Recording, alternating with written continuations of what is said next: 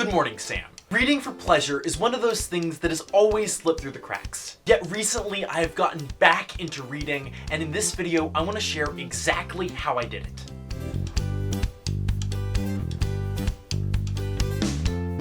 Okay, tell me if this sounds familiar to you.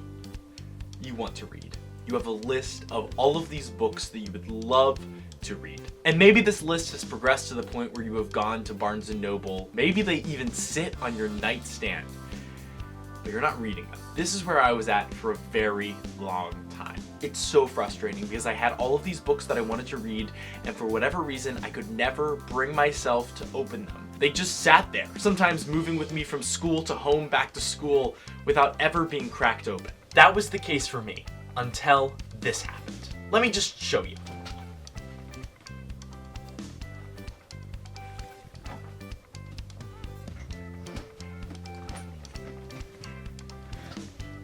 This is The Shining, a whopping 659 pages. My brother bought me this book for Christmas. I opened it, started reading, and couldn't put it down. So, what is so remarkable about this book? I mean, nothing really. Well, nothing except it's a really fun book to read. You see, for years, that stack of books that I had next to my bed, that stack of things that I wanted to read, none of them were fun. I had books on self-improvement and self-development. I had books on how to save money. But none of those books are ones that you want to jump headfirst into, really. On a Saturday night when you're looking for something fun to do, reading the 6 Pillars of Self-Esteem isn't the first place your mind goes. So what I found that I needed was some sort of primer. I needed something to get me into the mode of reading. I found that after reading 50 or 100 pages of The Shining, I was in the mood to read something else. Not just do something else, but read something else. It was like my brain had been primed that reading was something that I could do. It was something that was fun. It was suddenly something that didn't take energy. I could set down The Shining and instantly pick up a book on finances or entrepreneurship and read it with ease. It suddenly wasn't a pain. It was like The Shining had been a primer for me.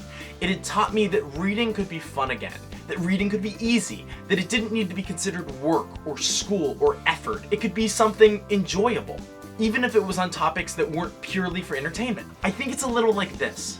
When I watch YouTube, I want to watch more YouTube. When I'm on Netflix, I want to keep clicking next through the episodes.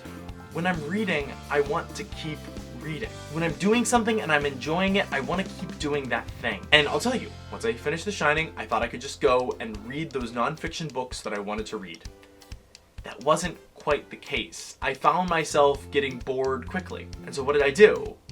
I picked up another novel, Kurt Vonnegut's Bluebeard, and I read that alongside whatever nonfiction piece I was reading. It worked like a charm.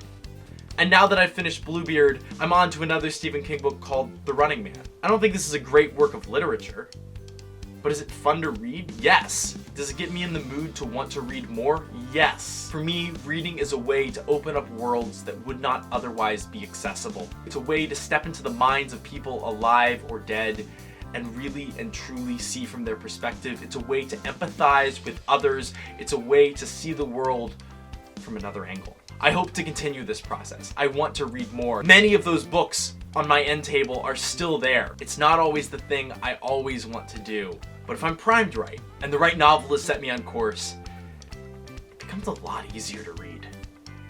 Sam, I'll see you on Thursday.